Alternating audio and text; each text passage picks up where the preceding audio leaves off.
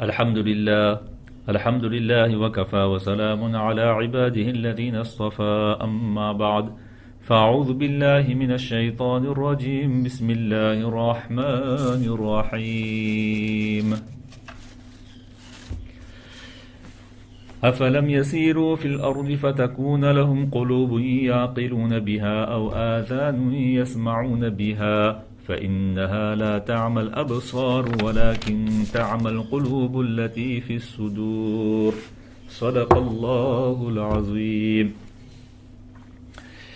On vient de réciter un verset du Coran qui se trouve à la page 471, verset 46, où Allah tabaraka wa ta'ala nous incite à parcourir la terre et à voyager. Pourquoi? Pour méditer, pour réfléchir, non pas seulement pour regarder les sites touristiques, les choses merveilleuses, ou bien les patrimoines, mais de regarder avec l'œil du cœur. C'est-à-dire, lorsqu'on voyage, Allah tabaraka wa ta'ala dit, parcourez la terre, voyagez, déplacez-vous. Mais dans quel but? Non pas seulement pour admirer, pour regarder de façon superficielle, mais c'est surtout pour que votre voyage soit instructif, une source d'inspiration, pour que votre voyage soit une source d'instruction, d'inspiration, d'éducation, de réflexion, pour que notre voyage soit utile et instructif pour le corps et l'âme. Voilà ce que dans ce verset Allah tabaraka wa ta'ala veut nous faire comprendre. Et dans un autre verset à la page 563, verset 9, Allah ta'ala dit أَوَلَمْ يَسِيرُوا فِي الْأَرْضِ فَيَنْظُرُوا كَيْفَ كَانَ عَاقِبَةُ الَّذِينَ مِنْ قَبْلِهِمْ. Pourquoi les gens ne parcourent-ils pas la terre, ne voyagent-ils pas pour voir les endroits là où Allah tabaraka wa ta'ala a puni, a châtié des gens qui ont été désobéissants auparavant? C'était des gens qui étaient plus forts, c'était des gens qui travaillaient beaucoup plus que vous, c'était des gens qui ont labouré la terre, qui ont fabriqué, qui ont peuplé la terre beaucoup plus que vous. Mais malgré leur savoir-faire, malgré leur pouvoir et malgré leur avoir, ils ont été détruits par la désobéissance d'Allah tabaraka wa ta'ala. Dans ce verset-là aussi, Allah tabaraka wa ta'ala nous incite de voyager, de se déplacer et de parcourir la terre. Dans quel but? Non pas seulement pour tirer des photos, mais pour tirer des leçons du passé et mieux préparer notre avenir. Donc dans le Coran, Allah tabaraka wa ta'ala ne cesse de nous inviter de voyager, de se déplacer, de parcourir. Et comme les temps des vacances sont arrivés, voilà pourquoi aujourd'hui nous allons parler un peu où et comment passer des bonnes vacances et des vacances réussies, tout seul ou en famille. Tout d'abord, j'aimerais dire que lorsqu'Allah tabaraka wa ta'ala nous raconte l'histoire de Yusuf alayhi salatu wa salam dans le Coran, Allah tabaraka wa ta'ala dit arsilhu ma'ana ghadan yarta' wa yal'ab. Que lorsque les frères de Yusuf alayhi salatu wa salam étaient jaloux parce que leur père Yaqub alayhi salatu wa salam préférait Yusuf alayhi salatu wa salam par rapport à eux, parce que Yusuf alayhi salatu wa salam avait beaucoup plus de qualité. Un jour, ils ont comploté quelque chose pour faire disparaître même Yusuf alayhi salatu wa salam de la surface de la terre et gagner donc le cœur de leur père, Yaqub alayhi salatu wa salam. Mais un jour, ils ont dit que, ô père, envoie Yusuf alayhi salatu wa salam avec nous demain pour jouer dans la forêt. Et là, nous allons faire des promenades, nous allons nous amuser, nous allons jouer. Allah tabaraka wa ta'ala a révélé ce verset-là. Et Allah tabaraka wa ta'ala, lorsqu'il nous parle des détails de certains récits, certaines histoires des prophètes alayhimus salatu wa salam, ce n'est pas pour rien du tout. Allah ta'ala ne parle qu'avec sagesse, que tout ce qu'il a dit dans le Coran est utile et instructif. Et lorsqu'Allah ta'ala nous raconte cette histoire, il nous dit Yarta' wa yal'ab, partir en forêt, partir en pique-nique, partir en voyage. Eh bien, il faut faire deux choses. Yarta' wa yal'ab, c'est-à-dire se promener, faire des balades, faire la marche. Deuxième, wa yal'ab, jouer, s'amuser, bouger. Parce que chaque être humain est composé d'un corps et d'une âme. L'âme a besoin d'aliments et de médicaments à travers l'adoration d'Allah Ta'ala, à travers la récitation du Coran et le dhikrullah. Mais notre corps aussi a besoin d'aliments et de médicaments. Notre corps a besoin de se mouvoir, de jouer, de bouger. Et c'est ce qu'on appelle un esprit saint dans un corps saint. Donc il faut qu'on s'occupe de notre âme, mais il faut aussi qu'on se préoccupe de notre corps.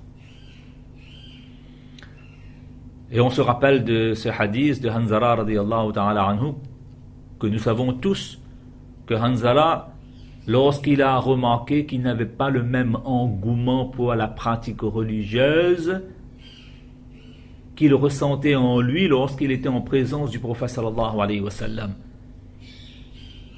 et qu'il est venu se plaindre, lui Abu Bakr radiyallahu ta'ala anhu, auprès du prophète sallallahu alayhi wa sallam, de ce manque de zèle, d'enthousiasme lorsqu'ils sont occupés par leur responsabilité matérielle. Eh bien, le prophète sallallahu alayhi wa sallam leur a dit que sa'atan fa sa'atan, chaque chose en son temps, un temps pour le spirituel et un temps pour le corporel. Il faut donner chaque chose son droit, son dû. Et nous savons aussi l'histoire de Abu Darda et Salman radiyallahu ta'ala anhu, lorsque Abu Darda négligeait sa femme, ses responsabilités en tant que mari. Et Salman radiyallahu ta'ala anhu l'a remis en place et l'a conseillé qu'il faut aussi dormir avec ta femme, il faut aussi manger avec ta femme. Parce que Umm Darda, sa femme, aussi commençait à négliger donc ses habits, etc. Et le prophète sallallahu alayhi wa sallam a félicité Salman pour avoir donné des bons conseils à Abu Darda radiyallahu ta'ala anhu, en disant à Abu Darda radiyallahu ta'ala anhu que si Allah ta'ala a des droits sur toi, mais ton corps aussi a des droits sur toi. Donc, on a le droit en islam de changer d'air, de faire un break, de faire une pause, d'aller se reposer après avoir travaillé durement. Les Sahaba radiyallahu majma'in étaient décrits comment dans les livres des hadiths, que les Sahaba radiyallahu majma'in plaisantaient, riaient, mais seulement leur iman dans leur cœur était comme des collines, comme des montagnes.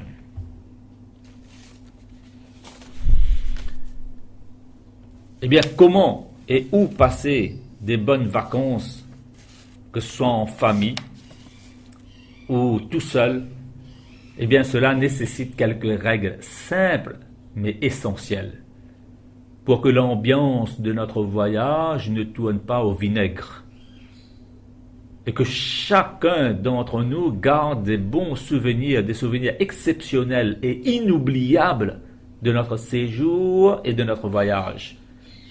Pour que le voyage soit un moyen pour resserrer les liens entre nous, parents et les enfants, et ne se transforme pas en un véritable cauchemar.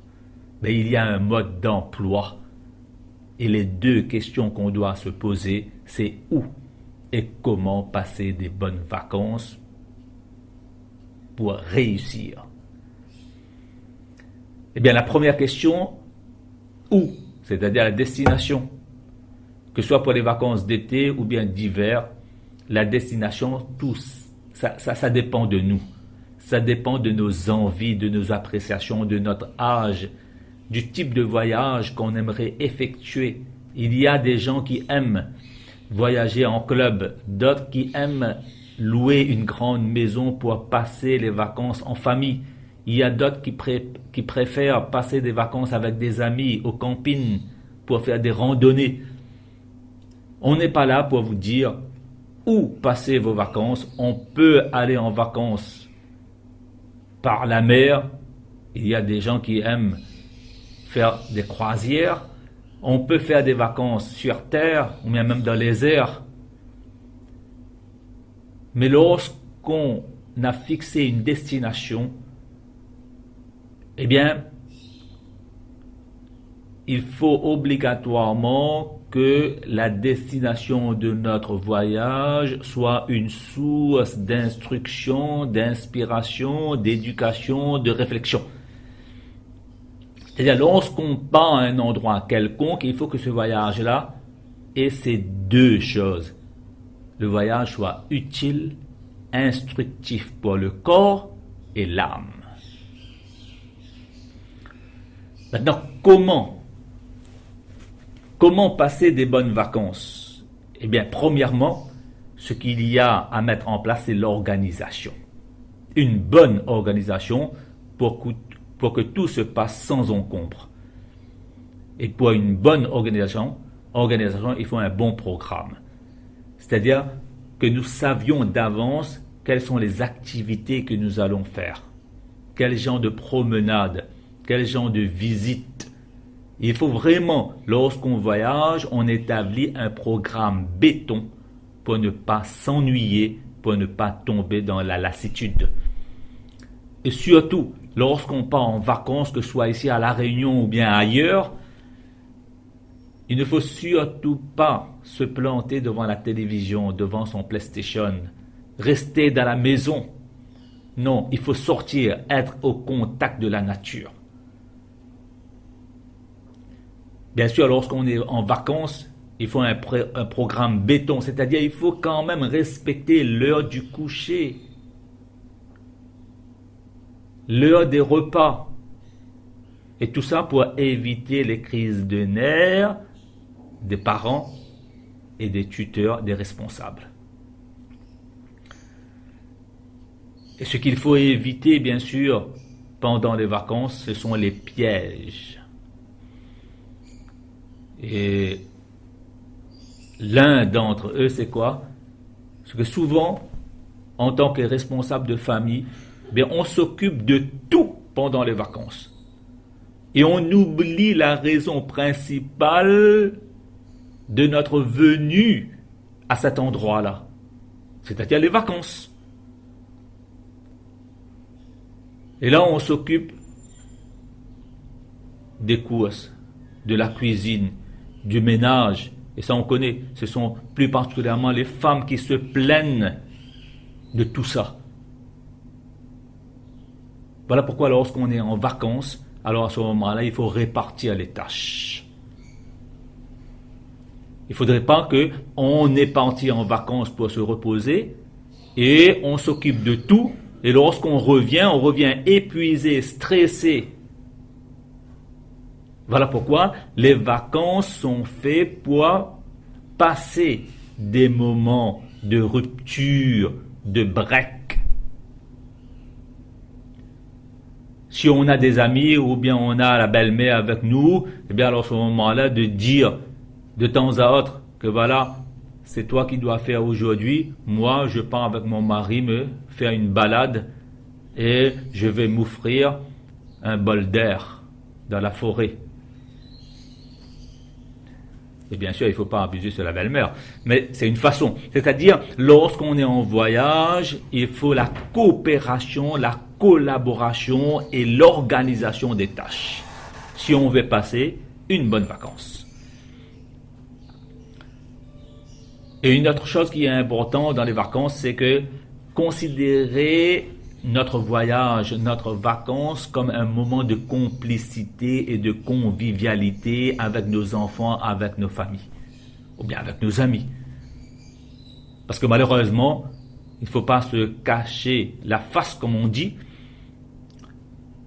On est habitué à des styles de vie de plus en plus individualistes. Et le moment de congé, le moment de vacances, c'est justement pour se déconnecter du travail. La clé pour éviter que le travail ne vienne parasiter nos vacances, c'est bien sûr ce qu'on appelle l'anticipation. Avant notre départ même, il faut tout mettre en ordre pour ne plus avoir à rien penser de notre travail, de notre boulot. Et pour pouvoir profiter pleinement de nos vacances. Et puis bien sûr, il y a une chose qu'il faut accepter dans le voyage et pendant les vacances, c'est quoi? C'est accepter le côté imprévisible du voyage, des vacances. Il y a des choses qu'on n'a pas prévues, des difficultés, etc. et qui arrivent, les avions en retard, on n'a pas eu de place lorsqu'on arrive à l'hôtel, pourtant c'était déjà ok. Eh bien, accepter, comme nous dit Rasulullah sallallahu alayhi wa sallam, que le voyage c'est une partie des souffrances et de châtiments.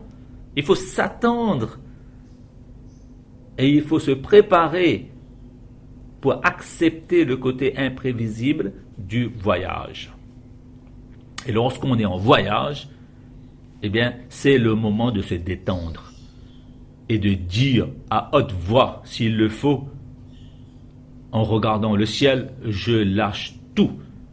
Il faut lâcher prise. Parce que dans les vacances, eh bien, on se repose.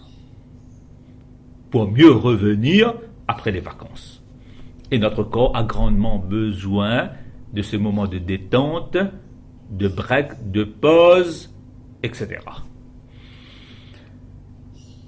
Et comme il faut accepter le côté imprévisible des vacances, il y a une autre chose qu'on subit tout dans les vacances, c'est quoi? À la fin des vacances.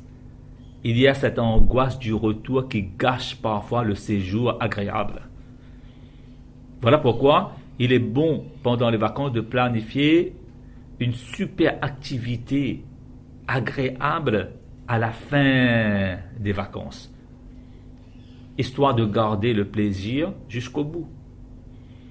Ou bien encore, de rentrer du voyage des vacances la veille, ou bien 2-3 jours avant, pour être décompressé. Et puis avant même le départ, on prépare les choses dont on aura grandement besoin au retour. On met au frigo ou bien au congélateur pour ne pas avoir à faire des courses et revenir dans le quotidien tout de suite. Ça, ce sont des choses, des pièges donc à éviter. Et surtout lorsqu'on part en vacances, les vacances permettent à chacun d'entre nous de découvrir des choses. Ainsi que de découvrir la nature, ses merveilles, son décor, sa beauté, et même le pouvoir d'Allah subhanahu wa ta'ala, qui a tout créé. Mais surtout, les vacances doivent nous permettre de découvrir les qualités insoupçonnées de nos enfants, de nos amis, de notre famille. Oui, rappelons-nous de ce qu'Hazrat Omar radiyallahu ta'ala nous avait l'habitude de dire, que lorsque une personne lui a dit que voilà, je sais bien telle personne, et Omar radiyallahu ta'ala anhu, de lui demander, est-ce que tu as déjà voyagé et tu as déjà eu une affaire avec cette personne-là? Et la personne de répondre, jamais je n'ai voyagé avec lui, jamais j'ai eu une affaire avec lui. Mais Omar radiyallahu ta'ala dit, donc tu ne le connais pas. C'est dans le voyage qu'on apprend. Et là, dans le voyage, il faudra fermer les yeux sur les défauts et ouvrir les yeux sur les qualités. Et lorsqu'on voyage avec la famille ou avec les amis, il faut avoir un esprit de complémentarité. Et accepter que l'autre soit différent de nous, parce que la différence enrichit les expériences et la compréhension mutuelle. Et surtout que les vacances, le voyage, soient une source de rupture, de pause. Un moment convivial, c'est-à-dire on mange ensemble. Parce que parfois, dans la vie quotidienne, on n'a pas cette occasion de manger tous ensemble parce que les uns sont à l'école, l'autre à travail, on arrive en retard, etc. Mais lorsqu'on est en vacances, c'est une occasion en or pour chacun d'entre nous de prendre des repas ensemble. Et de ne pas considérer ces vacances-là comme une banalité. Hein? Comme dernièrement, j'ai vu sur les réseaux sociaux, il y a une personne qui dit il n'y a pas de vacances pour les musulmans. Mais c'est de la foutaise. Peut-être il y a certains Chinois qui n'ont jamais pris de vacances parce que pour eux, le travail, c'est l'objectif de la vie. Mais nous, musulmans, on a besoin d'une pause. Regardons, le mois de Ramadan vient de se terminer là. Après le mois de Ramadan, qu'est-ce qu'Allah Ta'ala nous dit? Alors fêtez le Eid al-Fitr. Et pendant le Eid al-Fitr, le rosa, un ibadat comme rosa, comme le jeûne, est interdit. On a travaillé durement, mais Allah Ta'ala nous donne un jour de congé, le jour de Eid. Comme quoi, prendre du bon temps. Le changement et le bon changement fait du bien. C'est une occasion pour recharger la batterie. Parce qu'on risque de cramer, de se consumer même avec métro, boulot et dodo. Et surtout lorsqu'on est en vacances, de ne pas perdre, de ne pas tuer le temps. Chose qu'on entend souvent de la bouche de certaines personnes. Parce que le temps, c'est de l'or, est précieux. On aura des comptes à rendre sur le temps qu'on a passé. Souvenons-nous de ce hadith du prophète sallallahu alayhi wa sallam qui dit il y aura 5 questions dont on aura à répondre chacun d'entre nous devant le tribunal d'Allah tabaraka wa ta'ala. Comment on a passé notre vie, comment on a passé notre jeunesse. Est-ce qu'on a mis en pratique ce dont on savait? Comment on a acquis l'argent, comment on l'a dépensé? Donc on n'a pas de temps à perdre et encore moins à tuer ou encore de temps à passer pour nuire à notre spiritualité. Tout au contraire, les vacances, les congés, eh bien, c'est un moment important pour apprendre. N'oublions pas que le premier verset a été révélé pour le prophète sallallahu alayhi wa sallam, c'est Iqra, la lecture, la culture. Et de faire pendant les vacances, pendant les congés, des choses qu'on n'a pas pu faire à cause de notre travail, à cause de l'école. On n'a pas pu être aussi bienfaisant envers nos parents, on n'a pas pu aider nos parents parce qu'on travaillait, parce qu'on était à l'école. Eh bien, c'est le moment de compenser notre absence auprès de nos parents, les services qu'on n'a pas pu rendre à nos parents, les droits qu'on n'a pas pu respecter. C'est le moment de visiter les membres de nos familles. Et lorsque, pendant les vacances, eh bien, si on a choisi un voyage, eh bien, choisissons un voyage dans l'obéissance d'Allah subhanahu wa ta'ala. Comme on vient de dire au début, pas seulement pour tirer des photos, mais pour tirer aussi des leçons, découvrir des sites touristiques, pour méditer, tirer des leçons. Pourquoi ne pas prendre ces journées de congés et de vacances-là pour apprendre un métier, apprendre à bricoler, à faire du sport pour renforcer le corps et procurer de la force à notre corps. Bien sûr, et surtout, de ne pas oublier Allah tabaraka wa ta'ala, même dans le moment de loisir le plus détendu pendant notre vacances. Et surtout lorsqu'on part, lorsque les vacances arrivent, ou bien lorsqu'on est en voyage, il faut faire un programme. Parce qu'il est connu que celui qui n'a pas d'objectif, qui n'a pas de but, eh bien, n'aura jamais la chance de les atteindre. Il faut qu'on ait un programme qui soit clair, qui soit léger, qui soit applicable. Et les savants de l'islam nous disent même que lorsqu'on part en voyage, là, le temps est tellement précieux qu'il faut optimiser même le temps qu'on passe dans le trajet. Tout d'abord, on s'habille confortablement, on s'installe confortablement,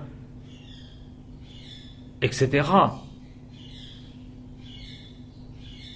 Mais si on voyage en voiture ou bien en avion, eh bien, pendant le trajet aussi, il est bon de lire des livres, par exemple sur la biographie des grands saints de l'islam, des petites histoires là où il y a vraiment des leçons à tirer. De lire aussi le Coran, la traduction. Il est bon que pendant le trajet de notre voyage, on emmène avec nous un Coran de poche. De ne pas oublier là les dhikrullah. De ne pas oublier aussi pendant notre voyage, pendant notre déplacement, les doigts circonstanciels avant, au cours et au retour du voyage.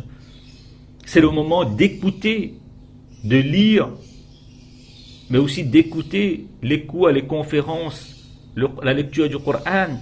C'est le moment aussi pendant le trajet d'échanger, de dialoguer, de dire des choses qui sont instructives, qui sont utiles, de regarder aussi ce qui est utile. Par exemple, alors on est en voyage, on est dans l'avion, alors à ce moment-là, on regarde des reportages qui nous montrent la puissance d'Allah à travers la nature, les merveilles des créations d'Allah subhanahu wa ta'ala. Même pendant le trajet, là, si on n'a pas à parler, on n'a pas à dialoguer, on est tout seul, etc., mais on cherche des idées qui vont améliorer notre quotidien, que ce soit dans le domaine professionnel, spirituel, social, familial, personnel. Et vraiment, si on n'a rien à faire, ben on dort pour être en forme à l'arrivée.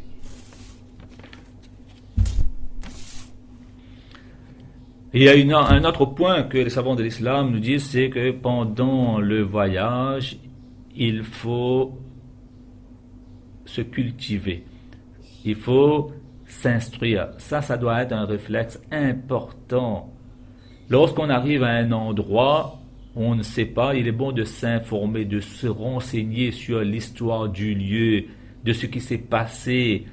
Lorsqu'on visite les lieux, alors à ce moment-là, n'oublions pas de visiter les masajid, les madaris, les musées, etc. Il y a des sahaba radiallahu anhum qui voyageaient seulement pour apprendre un hadith qu'ils avaient entendu, qu'une personne qui habitait dans tel pays rapportait un hadith du Rasulullah sallallahu alayhi wa sallam. Et bien sûr, lorsqu'on voyage, alors à ce moment-là, il faut méditer, apprécier le décor, les merveilles, la beauté de la création d'Allah tabaraka wa ta'ala, parce que par la contemplation et la méditation, on arrive à se rapprocher d'Allah subhanahu wa ta'ala, exactement comme on se rapproche d'Allah tabaraka wa ta'ala à travers les adorations. Donc lorsqu'on voit quelque chose, eh bien alors à ce moment-là, de tirer des leçons, de dire subhanallah. Et si vous voyez que quelqu'un il a construit, ou bien il a fabriqué quelque chose de façon inutile, eh bien on dit subhanallah, astaghfirullah. Et Allah tabaraka wa ta'ala, que je tire des leçons, que je n'agis pas comme cette personne qui a fait quelque chose et qui va lui coûter cher dans l'akhirat. Et si on voit des bonnes choses, les gens qui ont construit des bonnes choses, des masjids, des madrasas, des hôpitaux, des puits, des œuvres qui vont être utiles à la population, et bien alors à ce moment-là, on se dit que moi aussi j'ai la capacité, j'ai les moyens de faire comme cette personne-là. Donc que notre voyage soit vraiment une source de méditation et d'éducation de l'âme. Et lorsqu'on voyage, il y a une chose qu'il ne faut pas mettre dans les valises et oublier même à la maison, c'est le bon comportement. Lorsque Mu'adh radiyallahu ta'ala anhu, allait partir au Yémen, voyager, il a demandé quelques conseils au prophète sallallahu alayhi wa sallam, et le prophète sallallahu alayhi wa sallam lui a dit en ce sens, ittaqillah haythu ma kunta. Crains Allah tabaraka wa ta'ala où que tu sois, Mu'adh. Et s'il t'arrive pendant le voyage de faire une mauvaise action, tu répares cette mauvaise action-là par une bonne action immédiatement. Et surtout, aie un bon comportement envers les gens pendant ton voyage. Ne sois pas désagréable. Il faut faire preuve de pudeur, de gentillesse, de politesse, de façon qu'on soit agréable en parole et en acte pendant tout notre séjour et pendant tout notre voyage. Et un dernier point, pendant le voyage, c'est un point très important, il faut toujours choisir un bon compagnon de voyage. Dans les hadiths, le prophète sallallahu alayhi wa sallam nous a demandé d'éviter de voyager seul. Mais lorsqu'on voyage, voyageons toujours avec les gens avec qui vous vous entendez bien, pour que le voyage soit agréable. Et pendant un voyage, pendant les vacances, il y a une chose qu'il faut complètement éviter, c'est quoi? Malheureusement, dans la majorité des cas, quand arrivent les vacances, on veille la nuit et on dort la journée. Ça, c'est la chose à ne pas faire. On dort la nuit et on veille la journée. Parce que le sommeil dans la nuit est un sommeil exceptionnel.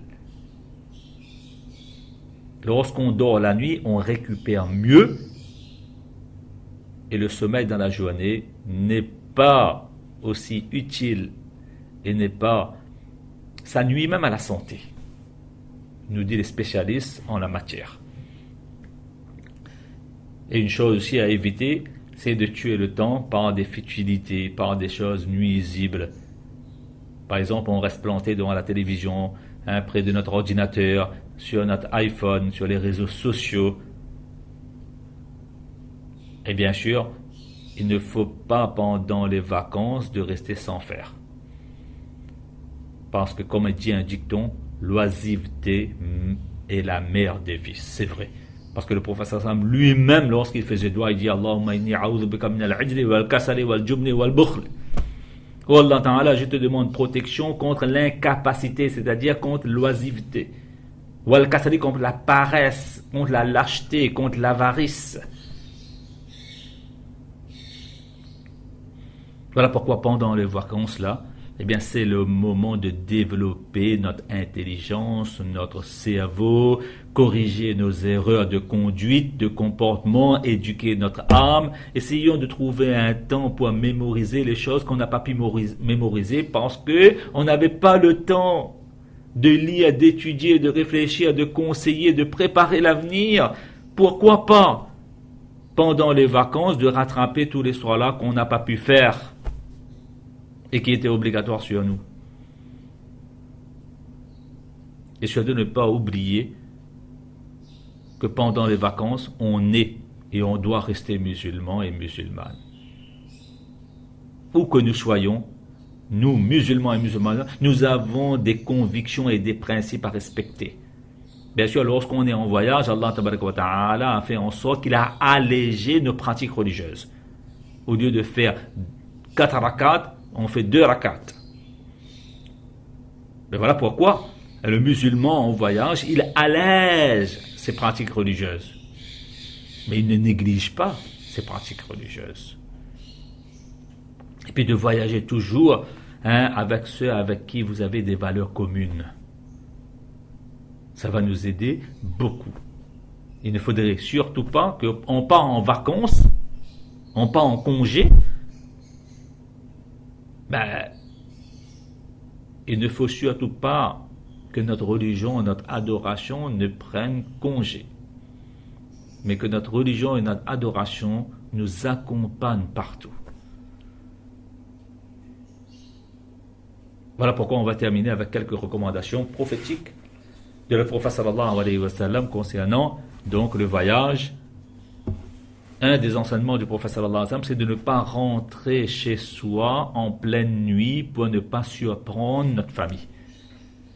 Le prophète sallallahu alayhi wa sallam avait l'habitude de passer la nuit à proximité de sa ville et puis il rentrait le lendemain. Mais si pour nous, c'est pas possible, ben alors à ce moment-là, au moins ne serait-ce prévenir sa famille de notre heure d'arrivée et de ne pas retourner par surprise.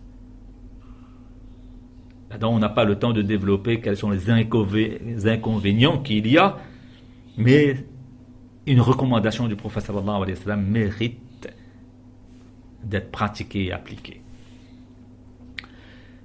Deuxièmement, pendant notre voyage, il est bon de rassurer nos proches, comme quoi tout va bien et que le voyage se déroule merveilleusement. Cette rassurance-là, eh bien, est important. De rassurer nos proches, et aujourd'hui, les moyens de communication sont accessibles et faciles. De même, pendant notre voyage, eh bien, de penser à acheter quelques petits cadeaux, quelques petits présents, d'accord, et ramener ça à la maison. Parce que ça, c'est un signe qu'on a pensé à ces êtres qui nous étaient le plus chers. Et lorsqu'on offre des cadeaux au retour de notre voyage, on est en train de prouver à nos enfants, à notre famille, qu'ils nous ont manqué pendant notre voyage. Et le prophète sallallahu alayhi wa sallam nous a recommandé bien sûr de ne pas voyager le vendredi pour ne pas perdre donc la soirée de Jumu'ah, parce qu'on a des choses à faire le jour de vendredi, mais si on n'a pas d'autres possibilités, c'est autre chose. Si possible, on ne voyage pas le jour de vendredi. De même, le prophète sallallahu alayhi wa sallam nous a recommandé d'éviter de voyager seul dans la mesure du possible, bien sûr, et de se faire toujours accompagner. Au moins on voyage à 2, à 3, et de désigner aussi lorsqu'on est en voyage un amir, c'est-à-dire un chef de voyage. Donc le chef, sa responsabilité et son rôle sera que à chaque fois il y a un problème dans le voyage, alors à ce moment de demander l'avis de chacun, de se concerter avec le groupe. Et sa responsabilité maintenant, c'est de prendre la décision. Et une fois la décision est prise, tout le monde doit aller dans le même sens et dans la même direction. Il y a beaucoup de choses, beaucoup d'avantages dans cette recommandation-là. Et puis, une dernière chose que j'aimerais pour les gens qui sont mariés, les gens qui ont des enfants, etc., eh bien, pendant les vacances, c'est le moment vraiment de s'occuper de nos enfants. Parce que si nous n'allons pas nous occuper de nos enfants, eh bien, il y a un dicton qui dit dans ce sens que le diable va s'occuper d'eux. Et vous savez, si nous n'allons pas nous occuper de nos enfants, eh bien, il y aura un vide. Et vous savez, la nature a horreur du vide. Voilà pourquoi, pendant les vacances, occupons le temps de nos enfants en s'occupant d'eux. Parce que l'oisiveté, c'est la mère des vices. Et le prophète sallallahu alayhi wa sallam a dit kullukum ra'in. Nous sommes tous parents et nous sommes tous responsables. Voilà pourquoi les congés, les vacances, c'est une occasion en or pour les parents pour réparer nos erreurs, nos fautes, nos manquements, les droits que nous avons, les droits de nos enfants que nous avons lésés. Parce que si nous n'allons pas utiliser et faire bon usage de ces congés, de ces vacances-là pour resserrer le lien avec nos enfants, eh bien le risque c'est ces enfants-là vont devenir non pas nos amis, mais nos ennemis. Parce qu'ils vont trouver du temps pour s'occuper Et là, ils seront entre les mains de ceux qui sont derrière le petit ou bien le grand écran. Et croyez-moi, ce ne sont pas les meilleures personnes et les plus bonnes personnes. Donc voilà pourquoi, lorsque nos enfants sont en vacances, si on a la possibilité de prendre un congé, même sans solde, faisons ce sacrifice. Donc, prenons du temps avec eux, quitte à prendre même un congé sans solde, parce que ce ne sera pas en vain. Et la meilleure des choses, ce serait de sortir dans le chemin d'Allah subhanahu wa ta'ala avec nos enfants. Là, ce sera vraiment un voyage instructif et utile. On va resserrer les liens, on pourra dialoguer, il y aura des moments de convivialité, des moments de complicité avec nos enfants, sortir de le chemin d'Allah subhanahu wa ta'ala avec nos enfants. Et justement, là, il y a un jour, à la fin du mois de juillet, le 26, le 27, le 28, à Saint-Louis même, il y aura des ulama ikram qui vont venir, donc des Nizamuddin, des grands savants de l'islam, pour nous prodiguer des conseils sur comment faire pour protéger notre iman, qui est la clé de salut de chacun d'entre nous. Le désir ardent qui règne dans le cœur et qui siège dans le cœur de chacun d'entre nous, c'est quoi? C'est de mourir avec iman. Mais pour mourir avec iman, il faut protéger iman pendant toute notre vie. Eh bien, ces Buzurgaïdines et ces grands saints de l'islam vont venir pour nous montrer les exercices, les pratiques, les méthodes, tout un programme pour protéger notre iman jusqu'à notre dernier soupir. Voilà pourquoi ce genre de sortie dans le chemin d'Allah wa ta'ala, ce qu'on appelle donc le tabligh jamaat, c'est une bonne école, c'est une école ambulante pour nous, les parents, et pour les enfants aussi. Mais ces enfants-là ont besoin d'être aidés, ont besoin d'être accompagnés. Et il n'y a pas meilleur que leurs responsables et leurs tuteurs. Donc Allah wa ta'ala fasse que ces vacances qui arrivent devant nous, eh bien, soient une source d'inspiration, d'instruction, de méditation, d'éducation, et que ce ne soit pas une occasion et un moment pour nous de tuer ou encore de gaspiller le temps.